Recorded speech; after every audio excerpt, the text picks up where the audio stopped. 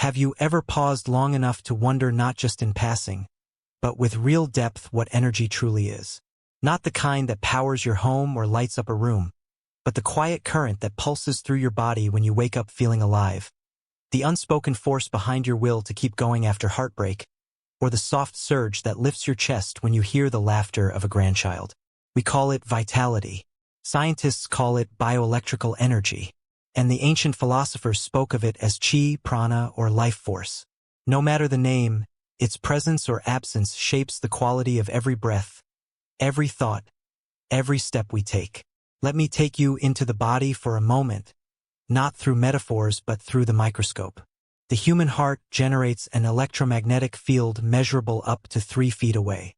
That's not just poetry, that's data from the HeartMath Institute.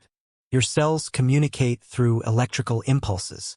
Mitochondria, often called the powerhouses of the cell, don't just produce energy passively, they respond to your emotions, stress levels, even your breath patterns.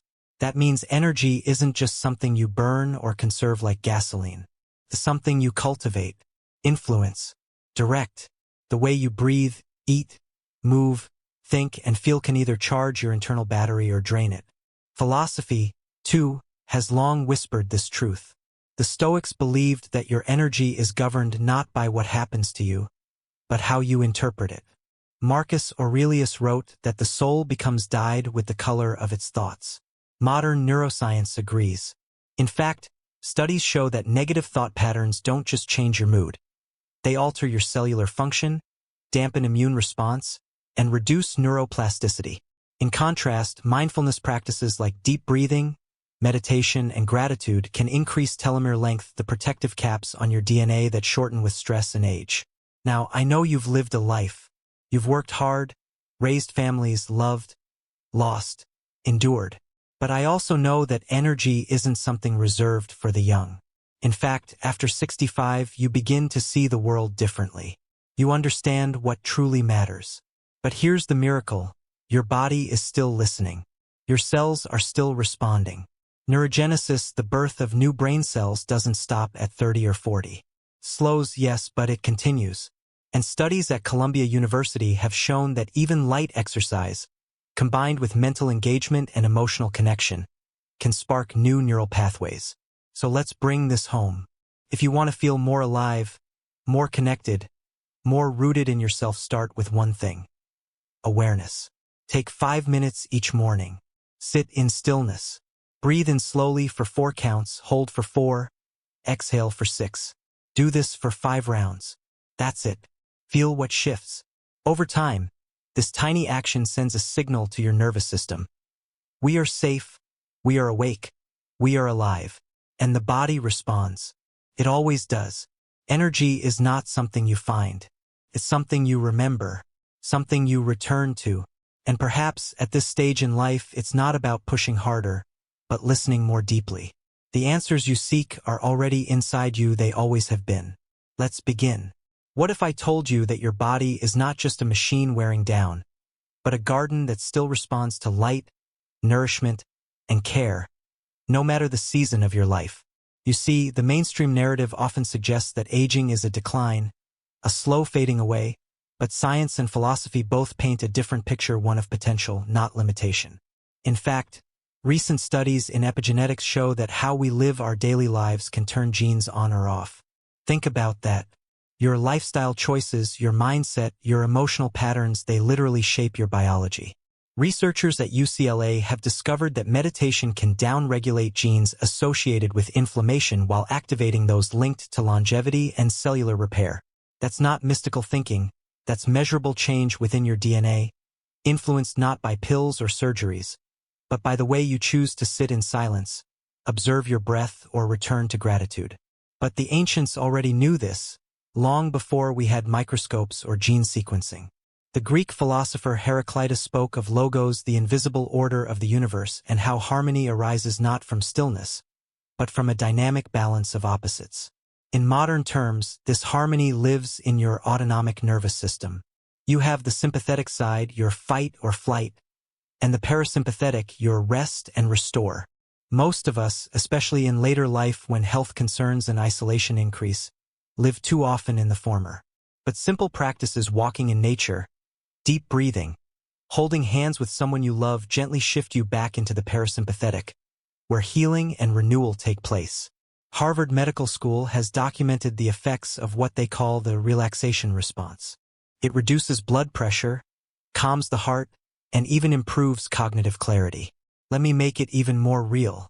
Imagine waking up tomorrow and instead of reaching for your phone or the news, you stepped outside, barefoot if you can, and just stood there, felt the earth, noticed the wind, took in 3 full breaths.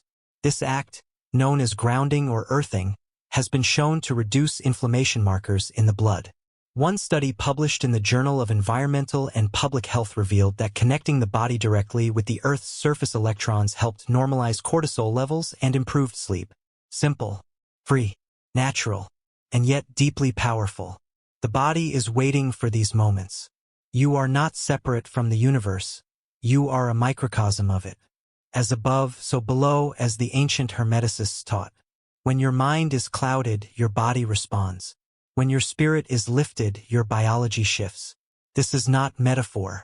This is the reality we now glimpse through fMRI scans and biometrics. So I ask you not to merely listen, but to try.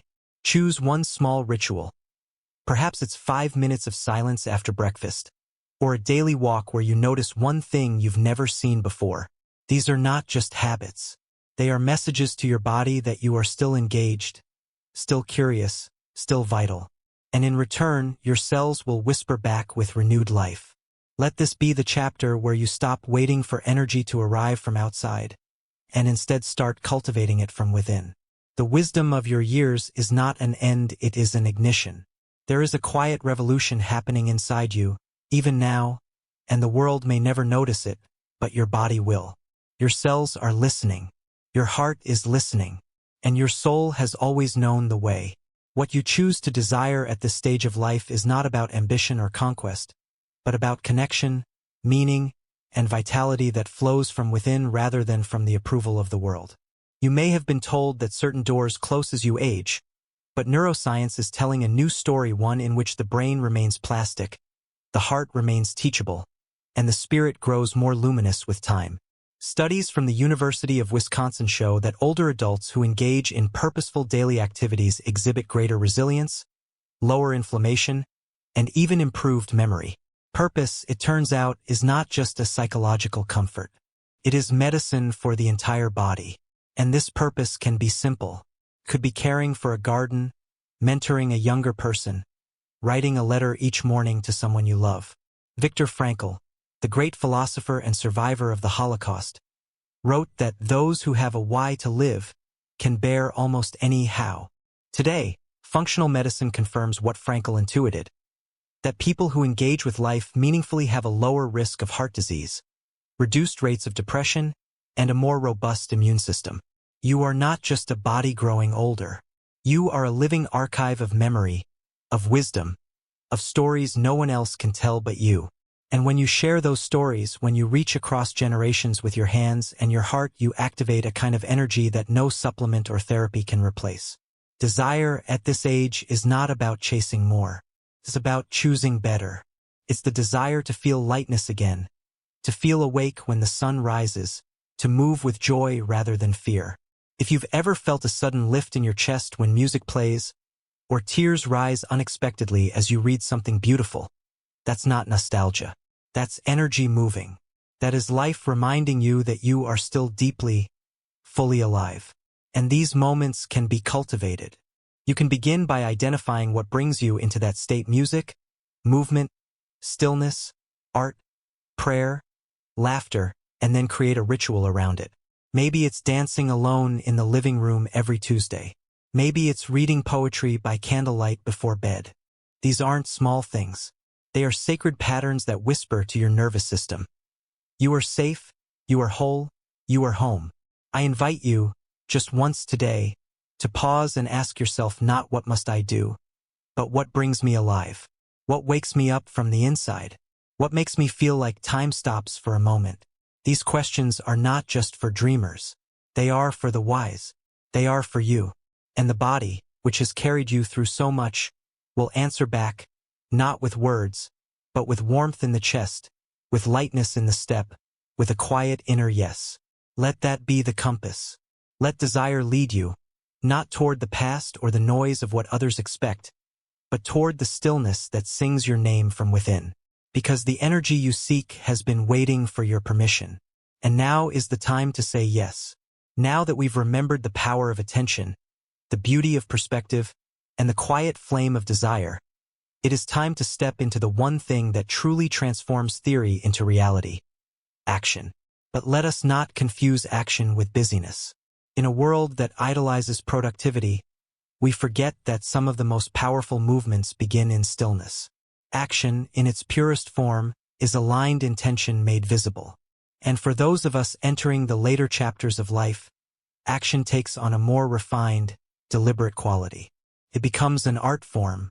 Neuroscientific research shows that small, consistent habits create lasting changes in the brain, thanks to a phenomenon called long-term potentiation. This is how learning becomes memory, how awareness becomes transformation. A 2020 study in Nature Reviews Neuroscience confirmed that even modest increases in physical movement, paired with intentional mental focus, can lead to measurable improvements in mood, cognition, and vitality in adults over 65. The brain doesn't ask for grand gestures. It responds to daily offerings. So let us begin not by overhauling your life, but by designing it like a sacred space. Imagine your day as a garden and ask, what can I plant today that nourishes my energy? Perhaps it is starting your morning with 5 minutes of sunlight and deep breathing, which research from the University of Colorado shows can synchronize your circadian rhythms and improve sleep quality. Or perhaps it's preparing one meal with full presence, noticing the colors, the smells, the textures, a kind of edible meditation. Maybe you call someone you love just to listen. Maybe you sit with a memory and write it down, not to archive the past but to release its wisdom into the present. These actions may appear small, but they recalibrate your entire nervous system. They shift you from reactivity into receptivity, from fatigue into flow. Philosophy has long taught us that virtue lies not in thoughts alone but in the habits of living. Aristotle said that we are what we repeatedly do. Excellence, then, is not an act but a habit. And modern behavioral science agrees. According to Dr. Wendy Wood at the University of Southern California, nearly 43% of our daily behaviors are driven by habit, not conscious decision-making. So if you want more energy, more clarity, more joy, don't wait for a grand motivation. Shape your environment. Set your cues. Keep a journal on your table, a walking stick by your door, calming music where you can reach it easily. Your surroundings should whisper your intentions back to you. Let this be your practice. Choose one ritual each day that reconnects you to vitality. Anchor it to something that already exists. After brushing your teeth, take 10 slow breaths. Before dinner, name 3 things you're grateful for. When you feel tired, place your hand on your heart and simply ask, what do I need right now? The body, when asked with kindness, will always respond. And over time, these small acts will build a rhythm. A rhythm becomes a pattern. A pattern becomes a way of being. You are not too late and it is not too small. This is how the most profound awakenings begin, not with noise, but with the quiet courage to act. So today, let us act not out of urgency, but out of reverence. Because every small action aligned with your inner truth is a declaration to life itself.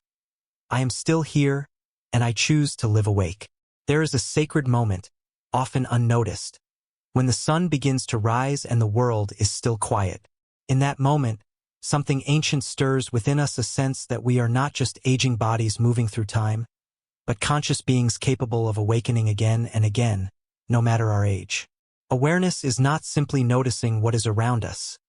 It is the art of remembering who we are beneath the noise. And now, more than ever, this awareness becomes the bridge between knowledge and wisdom, between motion and meaning. Science calls this metacognition, the ability to observe our own thoughts, to step outside the automatic, and choose presence over programming. Researchers from the University of Toronto have found that older adults who actively practice metacognitive awareness show improved problem-solving skills, enhanced emotional regulation, and greater life satisfaction. This awareness becomes the light we carry through the landscape of our days. illuminating what matters and dissolving what does not. Philosophers through the ages have echoed this. Socrates declared that the unexamined life is not worth living, not as a warning but as an invitation. To examine does not mean to judge or fix, but to become deeply curious about your own experience. Imagine waking up each morning and asking, not what do I need to do, but how do I want to feel today? That single question can reshape your path. Awareness begins in stillness but expresses itself in the smallest choices: a gentle pause before reacting, a moment of gratitude before eating, a breath taken fully before speaking. These micro-moments are not trivial. In fact, studies in contemplative neuroscience show that they reshape brain activity in regions responsible for empathy, memory, and stress resilience. Awareness practiced regularly becomes a form of neurosculpting, gently carving new pathways of peace, clarity, and vitality. Let's bring it closer. The next time you drink a glass of water, don't just swallow. Notice the sensation, the temperature, the quiet gift of it. That one act, repeated daily with presence, activates your parasympathetic nervous system, lowers cortisol, and reminds your body it is safe. Awareness is not an extra task to add to your to-do list. It is the spirit in which you do everything else. It's how you walk from one room to another. It's how you greet the person delivering your mail. It's how you speak to yourself when no one is listening. These are the rituals of the awake. They do not require effort so much as intention. Choose to be fully here, even for one breath at a time. And if you find yourself drifting, as we all do, simply begin again.